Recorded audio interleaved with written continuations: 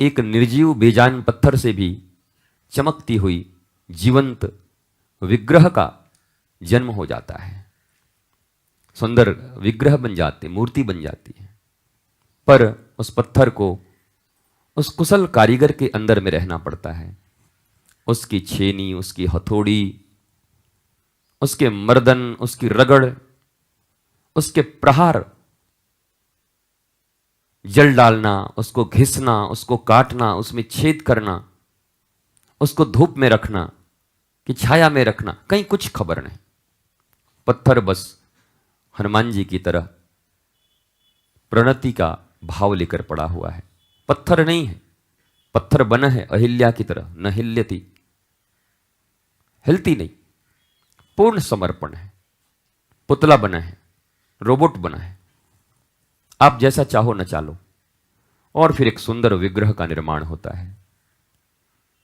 और लेखक कहते हैं, संत कहते हैं, कवि कहते हैं कि फिर वही विग्रह लाखों करोड़ों लोगों के पूज्य बन जाते हैं। करोड़ों लोग उस द्वार पर जाकर अपने शीश को झुकाते हैं। लेकिन उसके पहले, उस मूर्ति के पूजने के पहले, उस मूर्ति को भी, उस पत्थर को भी बहुत कुछ सहन करना पड़ता है। उसे निखारने के लिए, स्वयं को निखारने के लिए अपने आप को पूर्णतः उन हाथों में समर्पित कर देता है वो पत्थर, जिनके विषय में वो अनजान है, लेकिन उनके हर दुख, हर कष्ट, हर प्रहार को मुस्कुराते हुए सहता है कि मुझे एक दिन विग्रह बनकर मंदिर में स्थापित होना है। जिनकी चाहत ऐसी होती है कि मैं भगवान के चरणों में चढ़ जाऊं, भगवान का प्यारा हो। आजकल तो भगवान के प्यारे हो जाने का मतलब है मर जाना। लोग कहते हैं भगवान के प्यारे हो गए, तो क्या जीते जी भगवान के नफरत वाले थे? तो ऐसी जिंदगी जी के भी क्या किया उन्होंने?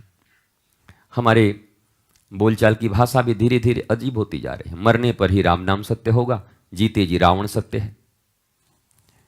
मरने के बाद ही भगवान के प्यारे होंगे, जीते जी भगवान के दुश्मन हैं। ये बातें भी अजीब हैं, बरसों से चली आ रही हैं और हम भी दोहराए जा रहे हैं।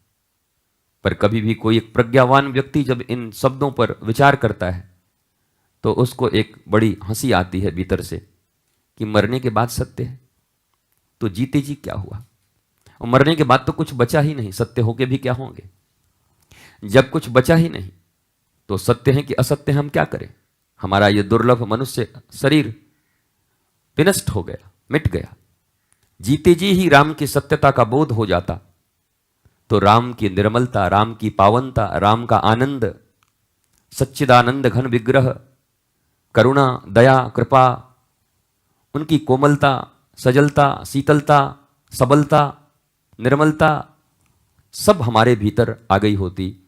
लेकिन मरने के बाद सत्य है, और मरने के बाद भगवान के प्यारे हो गए। काहे को प्यारे हो गए? भगवान को यमराज के प्यारे हो गए और यमदूतों का डंडा खा रहे हैं।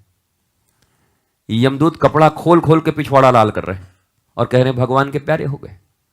तो बहुत अच्छी बात है। 70 साल तक तुम दुष्टता करो, 70 साल तक तुम कामांध बने रहो, 70 साल तक तुम अपनी मर्जी से चलो, और मरते के साथ तुम भगवान के प्यारे हो गए। भगवान के अंधे हैं हमारी तुम्हारी तरह कि तुमको प्यारा बना लेंगे, भगवान के प्यारे हो गए। तो बातें भी कभी कभी असर डालती हैं। हर मरने वाले के प्रति इतनी अच्छी भाषा का प्रयोग समाज को धीरे धीरे पता नहीं कहां ले गया। हमने देखा है जब तक जीते जी तो बहुत गड़बड़ियां रहती, मरते के साथ अब मरने वाले का क्या बुराई करें, बड़ा अच्छा आदमी था। नहीं कहो बड़ा बुरा आदमी था। अगर यही बात रावण के ऊपर लागू कर दें हम लोग, रावण तो मर गया है तो क्यों कहें कि बुरा है? कहते हैं कि अच्छा आदमी था बेचारा। कंस को भी यही कहते हैं, जितने एविल्स डेविल्स हैं उनके विषय में भी यही कहते हैं। उनको तो बड़ी गालियां देते हो, उनको तो बड़ी जलाते हो, उनको तो बड़ी तीर मारते हो, उनका तो हर दुर्गा पूजा में बरछा भाला लेकर के माँ दुर्गा से उनकी वध करवा देते हो। तो मरने से ही आदमी अच्छा हो जाता है, तो इन लोगों ने कौन सा पाप किया था? काम क्रोध मदमोह लोभ मात्सर्य की वृत्ति इनके भीतर भी थी।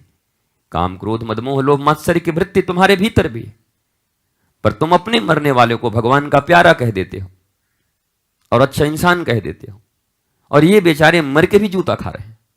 क्या गुनाह किया था इन लोगों ने? इसलिए जीते जी ही सब कुछ है। मरने के बाद सनातन धर्म में पुनर्जन्म माना गया, सब कुछ माना गया। लेकिन मैं ये कहता हूं, वर्तमान समय जब तुम्हारे पास उपलब्ध है आज, तो तुम मर के फिर जन्म लेने का इंतजार क्यों कर रहे हो? इतना दुर्लभ मनुष्य शरीर तुम्हें मिला हुआ, और ये मैच गोइंग ऑन चल रहा है, रनिंग मैच। तो रनिंग मैच में तो कुछ कर नहीं पा रहे हैं, नेक्स्ट मैच में मैं देखूंगा। अरे नेक्स्ट मैच में क्या झंडा गाड़ोगे? अभी चल रहा है, अभी अवसर है तुम्हारे पास, अभी तुम सजग हो सकते हो।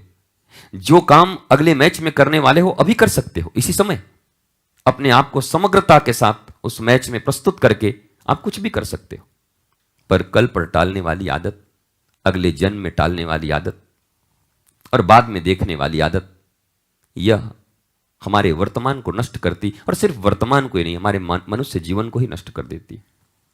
इसलिए यह सबसे श्रेष्ठ है